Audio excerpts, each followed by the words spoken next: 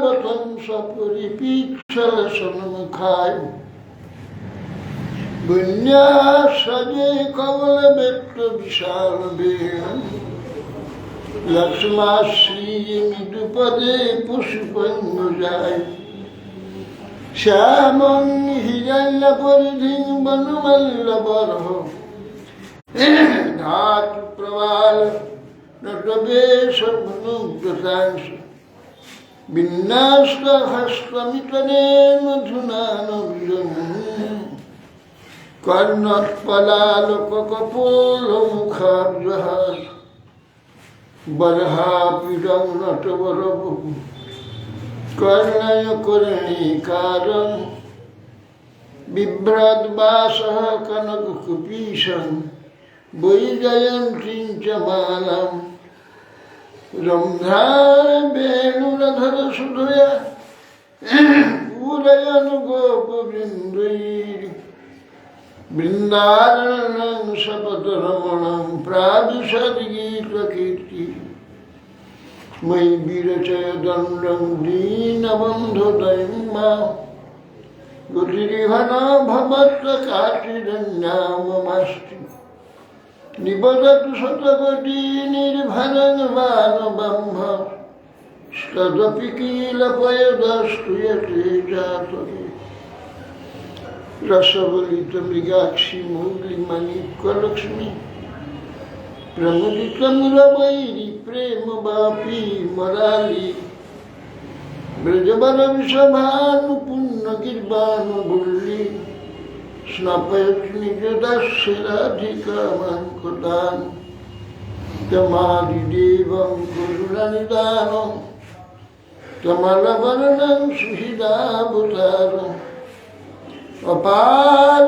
সংসার সমুদ্র সেতু ভজামহে ভাগবতস্য জন প্রভুজন্তমনুপেতমপেতবিত্যং দ্বৈপায়ন বিরহ কাতরয়া জুহাব পুত্রেতি তন্ময়তয়া তরোভিনিদুষ্টং সর্বং হৃদয়ং মুনিমানুতোষু বৃন্দায় তুলসী দিব্যৈ প্রিয়ায় কেশবস্য বিষ্ণুভক্তিপ্রদে দেবী সিদ্ধবৃত্তৈ নমঃ মূকং করোতি বাচালং পুংং লঙ্ঘয়তে গিরিং যতিপাস্মহং বন্দে শ্রীগুরুং দীনতারং শ্রীকৃষ্ণ চৈতন্য প্রভু নিত্যানন্দ শ্রী অদ্বৈত শ্রী গদাধর শিবাসাদি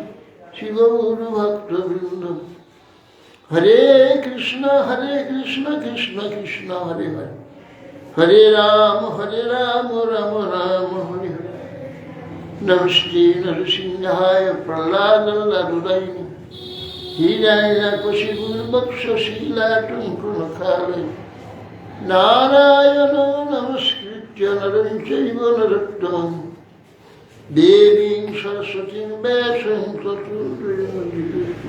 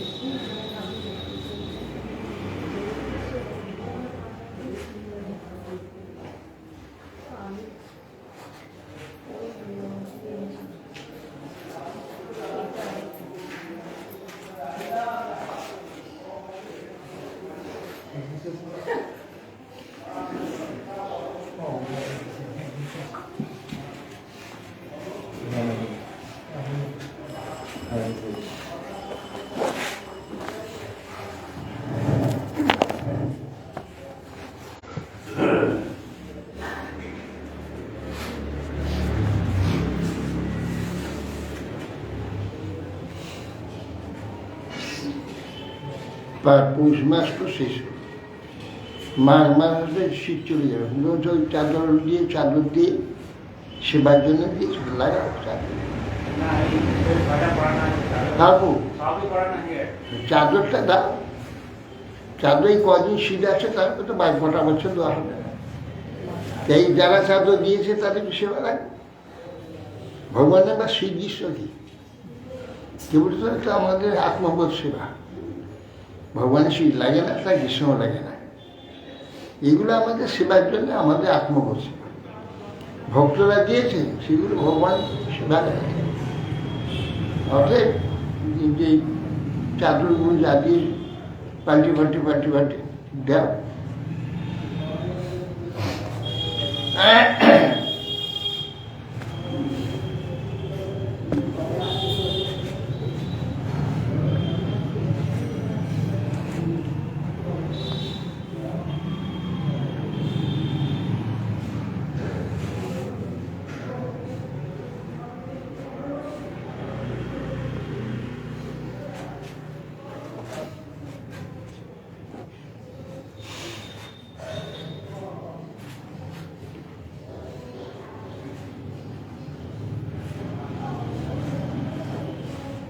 নয়টি বর্ষ এই ভারতবর্ষকে নিয়ে 9টি বর্ষ আছে। এখানে এই জম্বুদ্বীপ হচ্ছে অজনাভ বর্ষ। এটা ভারতবর্ষ, ভারতের নামশ হয়েছে। এছাড়া আরো 8টি বর্ষ আছে। এই অষ্টবর্ষে যে সকল পুরুষ বাস করেন তাদের পরমায়ু মনুষ্য প্রমাণে অযুত বর্ষ। তারা দেবতুল্য, তারা অযুত খুষ্টির ন্যায় বল ধারণ করেন। তাদের শরীর বজ্রের ন্যায় সুদৃঢ় এবং যৌবন ও বল হর্ষ সম্পন্ন। স্ত্রী পুরুষগণ সেই শরীরে পরমানন্দে তাদের যে আনন্দ সুখ আদি রসাদি আস্বাদন করেন। তাদের সম্ভবকাল বহুকাল ধরে সম্ভব করে তাদের শেষে পরমায়ু 1 বর্ষ মাত্র বাকি থাকে। তখন তারা এখন একটু সন্তান গ্রহণ করে। যার যে কটি সন্তান দরকার মনে করবে সেইগুলি গ্রহণ করে। স্ত্রীগণ গর্ভধারণ করে এবং তাদের যে সন্তান হয়, সন্তান জন্মের পরেই তারা যৌবনতা প্রাপ্ত হয়।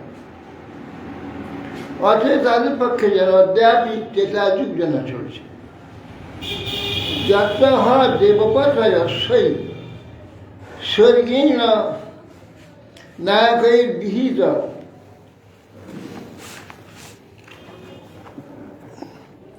মহারণ সর্বাষ্টু কুসুম স্তবক ফল কিশলয় শ্রিয়া নামন্যমান বিটপ লতা বিটপী ভীরূপস্তম্ভ উপশুম্ভ মানুরুচি প্রবাণ নাশ্রয়াত নববর্ষ গিরোদ্রণী যথা চামল জলাশয়েষু বিকচ বিবিধ নববনরুহা মোদ প্রমোদিত রাজহংস কলহংস জলকুক্কুট কারণরূপ সারস চক্রবাকাদি মধুর রণীক রাকৃতিভিরূপ পূজিতেষু জলক্রীড়াদি বিচিত্রা বিনোদৈ সুললিত সুর সুন্দরীণা কাম কলিল বিলাস হাস লীলাব লোককৃষ্ণমান দৃষ্টয়া শৈরব বিভাবন্তী। বলছে ওই সকল বর্ষে এই যে 8টি বর্ষের পরে আছে বলছে সর্বঋতুর পুষ্প ফল কিশলয় ভরেতে অবনত হয়ে থাকে বৃক্ষগুলি। তদ আশ্রিত যে লতাসমূহ তা দ্বারা সুশোভিত কানন, তার মধ্যে অতি সুন্দর ঋষিগণের আশ্রম সকল শোভাপ্রাপ্ত হয়। সেখানে বর্ষের সীমা নির্দেশ পর্বত দুইটি মধ্যদেশে জলাশয় আছে, তাতে প্রস্ফুটিত নানাবিধ নবীন পদ্মের সৌরভে চতুর্দিক আমরিত হয়ে থাকে। রাজহংস, কলহংস, জলকুক্কুট, কারণ্ডব, সারস, চক্রবাক প্রভৃতি পক্ষীগণ এবং মধুকরগণ নানাবিধ শব্দ করছে। এই প্রকার উপবন নির্মল জলাশয়ে সেই বর্ষবাসী দেবপতিগণ পরমানন্দ জলক্রীড়া করে থাকেন। ও রামচন্দ্র কবিরাজ, গোপাল ভট্ট গোস্বামী, মনোনয়ন আকৃষ্ট এই সকল দেবতা দেবতী সকল ভিক্ষগণ আছে, তারা তাদের সব চন্দন প্রভৃতি বহুত উপচার সেই সেবা করে। কি বলে কাকা? রামচন্দ্র কবিরাজের তিরোভাব আর গোপাল ভট্ট গোস্বামীর রাম।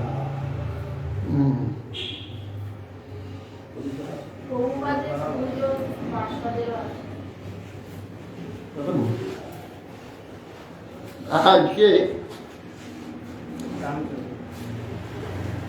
রামচন্দ্র কবিরাজের তিরোভাব।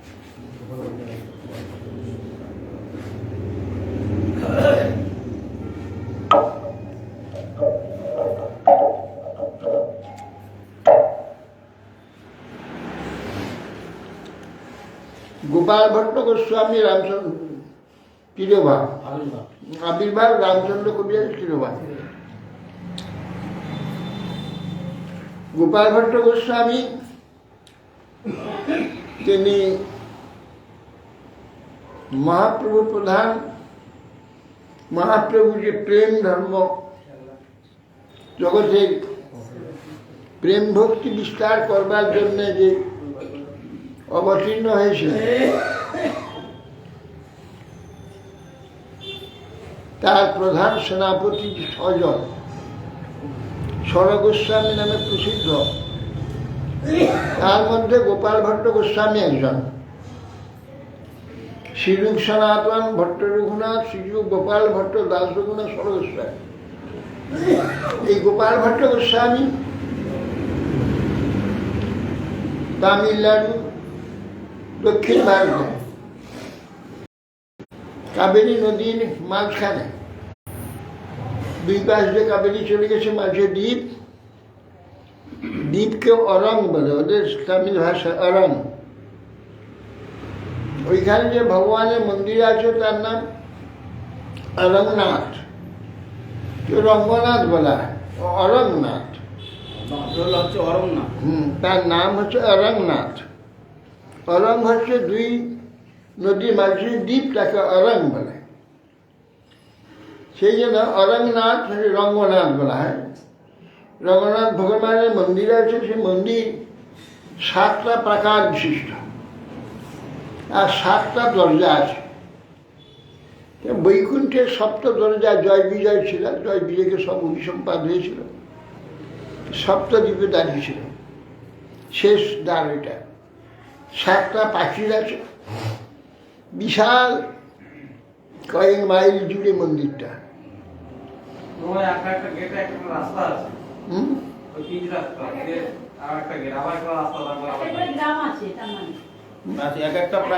হ্যাঁ হ্যাঁ, সেটা বলছি তো, 7টা গ্রাম আছে। একটা প্রাচীরের মধ্যে একটা গ্রাম, তারপর একটা প্রাচীরের মধ্যে একটা গ্রাম, এই করে 7টা প্রাচীরের মধ্যে 7টা গ্রাম আছে। হ্যাঁ, অনেক গ্রাম আছে। তার মধ্যে এই রঙ্গনাথে ওই প্রাচীরের মধ্যে একটি গ্রামে বেঙ্কট ভট্ট নামে এক ভক্ত ব্রাহ্মণ বাস করতেন। তারই পুত্ররূপে আবির্ভূত হয়েছেন এই গোপাল ভট্ট গোস্বামী। তিনি মহাপ্রভু দর্শন করেছেন, সেবাও করেছেন। মহাপ্রভু যখন ওদের 4 মাস শেষ হলো, ওখান থেকে চলে যাচ্ছেন, সেই সময় গোপাল ভট্ট বলছে, তুমি বিবাহ হবে না, পিতামাতা বৈষ্ণব পিতামাতা সেবা করবে, এরা ভগবত প্রাপ্তি হলে তখন তুমি এখান থেকে বৃন্দাবন চলে যাবে। মহাপ্রভু আদেশ যেমন করেছেন সেইরকম করেছেন।